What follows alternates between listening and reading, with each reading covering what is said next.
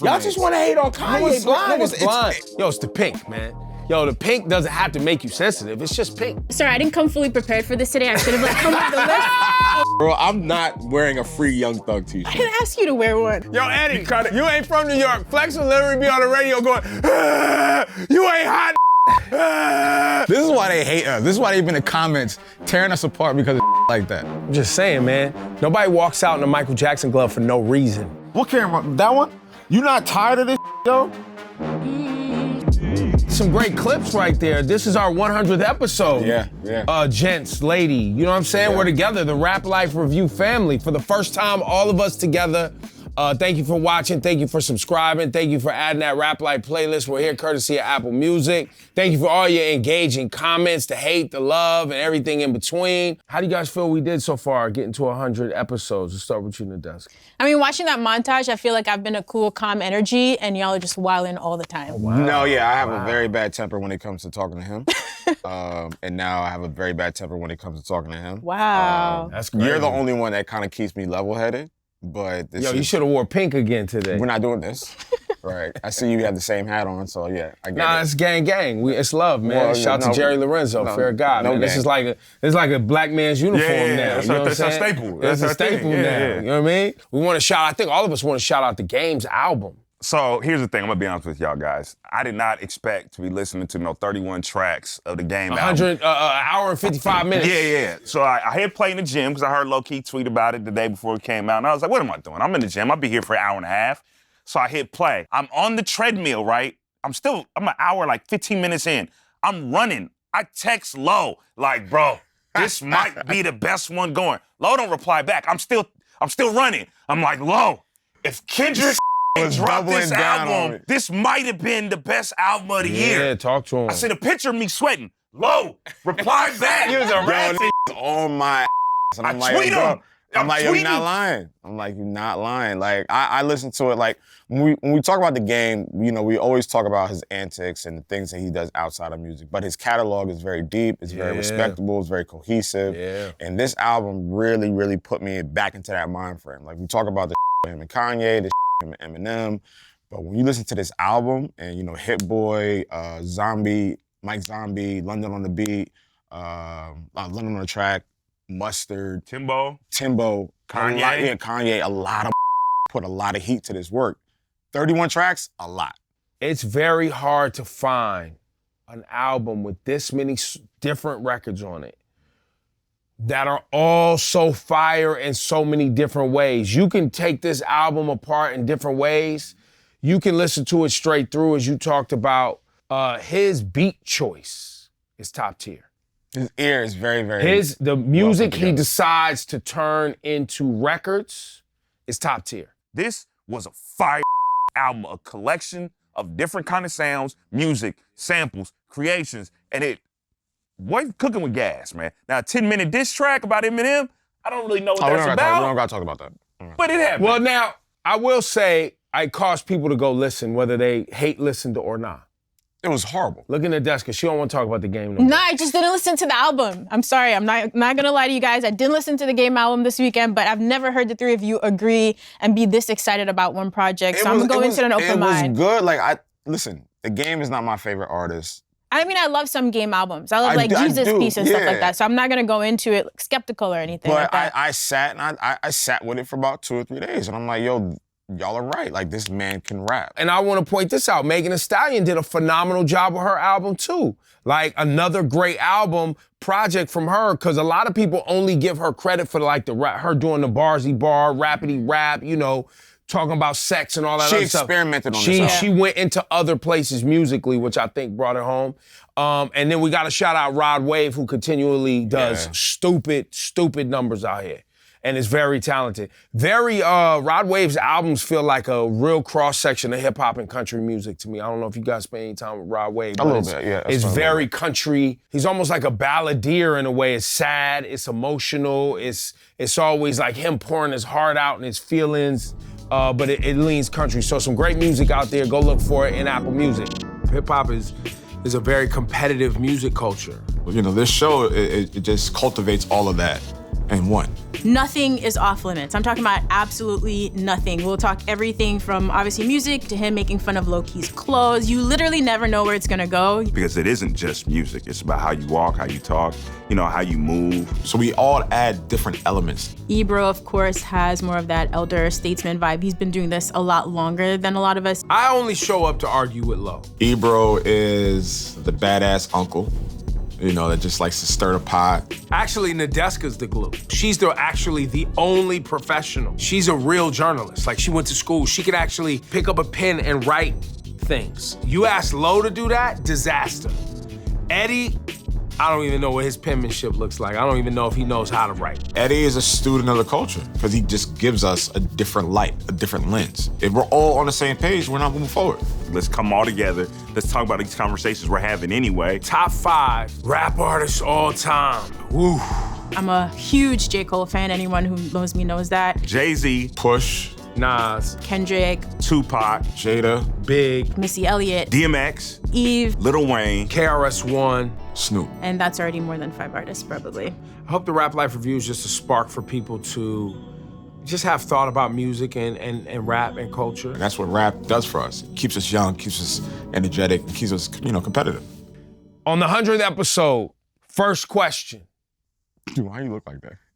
I don't like sitting this close to him. I don't like Because she good for dodging the question. Man. She good.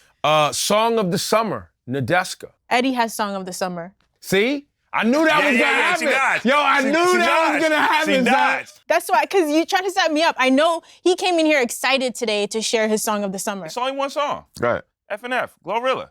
Glorilla. That's the song of the summer. Period. It put her on the scene.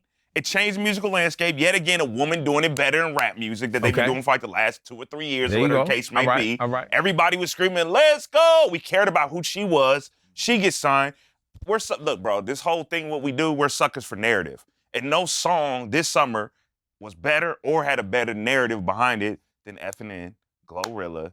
That's the one. F&F. F&F, my fault. F&F. That's it. But we all go with yeah. Eddie's take. F&F, F&F is bigger. You see that? Yeah. Hip-hop album of the year so far. Well, we alluded to you putting the game in the combo, Low. Yeah. What else is in the combo? It's Almost Dry. Pusha T. Pusha T. Yeah. That was a phenomenal track. We And you been talked screaming about that it. one all I've been up. screaming that from the hilltop. But just the production, just how sharp he still is, bringing Malice back into the fold, putting, the Neptunes and Kanye against each other, beat for beat. Like, that is the epitome of a hip-hop album. There were some comments in YouTube around the Kendrick conversation we had, speaking of albums. They said it was like one of our most highly engaged conversations around the Kendrick album. And I don't know if we all discussed what the Kendrick album meant as a collective team. I think there's been some broken up combos. I feel that the album's very important in the whole journey of Kendrick Lamar to this point. Yeah. I think it's important, some of the ideas that he brought forward in that album, like I'm not your savior, I choose me first, people looking in the mirror, accountability, being a father, trying to kind of continue to grow as a human being. All conversations that hip hop seems to be annoyed by frequently and not want to have in an album. Because there was definitely a lot of blowback on this Kendrick Lamar album where people was like, yo, I don't want therapy rap. I don't want this. I don't want that. Yeah. But that's how we felt right when the album dropped, right? But do we feel like a couple months removed from it, Kendrick's out on tour now, those records had some time to settle, people are still that upset about it? No, I think the conversation has kind of wavered. I don't think the conversation is that anymore. We just understand that's a good album. I think because it was so immediate and it was so just like, this is me, and like I'm confessing my sins, and like I'm not your savior, I did this and the third. And Kaz would always say to me, he's like, yo, bro, I don't want to hear that right now. When would he have wanted to hear it? At a different point in time? Because the thing is, I think, like Ebro pointed out, as a Kendrick fan, I feel like I needed this album to fully understand who he is. We've been hearing parts of his story and growing up and his neighborhood and this and that, but like this is the first time I feel like I got to like deeply know Kendrick as a person. And I'm not gonna lie, before this, I kind of looked at him like he was the savior. You know what I mean? So him trying to take that step back and be like, that's not me, I'm just a person, I'm just a man, I'm flawed, I've been unfaithful in my relationships, all of that. I feel like I'm seeing like a human, the most human side of Kendrick I've ever seen, and I feel like I needed that to really understand him fully, so. as we remove ourselves from the album a little bit, give it some time to breathe, and really, really look at it, is this Kendrick's first miss? And the reason why I asked that, we looked a few weeks ago at other songs that were charting or whatever. Only one song charted in the whole 200 rap songs. Only one of Kendrick's songs charted, and it was one of the ones with Kodak Black. That was it. Silent Hill. Silent Hill. The rest, for whatever reason, whatever you want to put that metric, is that a miss? I'm because asking it's on chart? I'm asking No, question. I'm going by your metrics. Because here's the thing. Kendrick arguably has the greatest start of a career of anybody in hip-hop history. He started his career with all classic albums. All classic albums up until this point, and we're still debating whether this is a classic album or When not. To Pimp a Butterfly dropped, how did you guys feel about this? Did everybody immediately love that album? I feel the same way about this album as I felt about To Pimp a Butterfly. That's what is confusing to me. So I did. I mean, it's like there was like a lot to digest on that album, and I had to take a step back, and like it took me some time to really appreciate. Of course, there were some like really big singles that were like instantly great, but I can't say that album immediately I fell in love with it. It took me some time. I didn't even say it was for me. I'm just grading it on whatever metric we want to use. Like theoretically, if you want to be like, hey, there are no hits, no songs are in the top 200. I don't know what Kendrick's songs were doing before that, but I'm pretty sure his albums had songs in the top 200. You would go places, you would hear it. People digested this album differently, and we grade Kendrick according to Kendrick. We don't grade him according to anybody else. That's the thing, the metrics are different. Kendrick album considered one of the best albums of the year. Pusha album considered one of the best albums of the year. Game album considered one of the best albums of the year. I like the IDK Simple album. Love that album. Yeah, and I don't even know if like it's I was going to say Buddy, IDK, ESTG, and I'm trying to think of another album out there that I love. That I like the Denzel Curry album too. Saba's album. Yeah. There's a lot of fire albums that dropped that I think some of the most slept on albums of the year. Let's try this best new artist. Glorilla. Best new artist? Yes. She's almost too new. Like it's. First of all, how do we really gauge this? That's what we call best new artist. She ain't got no album out. Like, don't she's matter. New artist. She's got 3 songs. Best new artist. She got 3 songs. What the is the conversation? Best new artist. But if you look at the other names on the list, there's like Babyface Ray has like 5 albums and he's on the list. So that's a new artist? No, he's not. 5 albums. But I'm saying, like, what are we? What's your criteria ESTG for? or ESTG? That's my answer. ESTG is the best. What about Doshi? She's too new. She's too new. How much work do you need to evaluate? How do you grade somebody on like 4 songs? Like what do you grade? That's why you call them a best new artist. I feel like that's enough for best new artist, no? You need like a whole body of work. Best current artist. That's like saying I'm picking Rookie of the Year off of the first month of the season. Some people do that. That's what they do. I don't know. I don't know if it's right. That's the whole point. It's like I feel like you should give them like an album at least before you be like, oh, they put together a body of work. No. Best new artist is the one that just arrived on the scene, the one that's causing so much commotion, the one that has everybody up in a whirlwind. It has a song already, song of the summer. That's the best. I gave her song of the summer, so I'm here. Artist. I'm Glorilla Hive if there's a Glorilla Hive. And she's already on the collaboration for CMG. She's a CMG joint. Right? So she got about 4 or 5 singles. And then she got a hit with, what's the Duke Juice joint called? Yeah, just say that. Hit. What are we talking about? But that's 3 songs. Best new artist. She's great. All right. Top moments of the year so far. What's your favorite hip-hop moment of 2022 so far? We'll start with you, Eddie. I'm biased. It's Dr. Dre, Super Bowl. Y'all, Eddie started at the pharmacy with Dr. Dre. So word? I literally work here because of Dr. Dre. Like, I don't even know y'all if it's not for Dr. Dre. Yeah. So I'm biased. But what that was is a full circle moment from where Dr. Dre, Snoop, and those guys started, where, you know, the powers that be didn't even look at it as real music. And, you know, they were covering magazines, talking about they were like enemies. And to see them perform on the biggest stage we have in American television, to perform these songs, and they never compromised who they were in this whole journey. They were always Snoop, they were always Dre, 50 Cent's always 50 Cent, Eminem's always Eminem.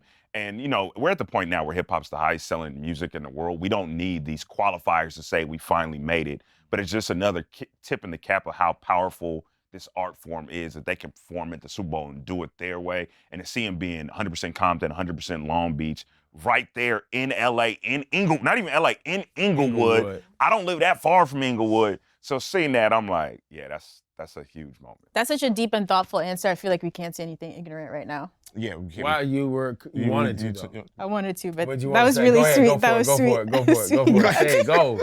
Let it fly. I'm like, I don't even know what y'all talking about. No, I mean, there weren't that many moments this year. Is it bad that the Will Smith and Chris Rock thing was like...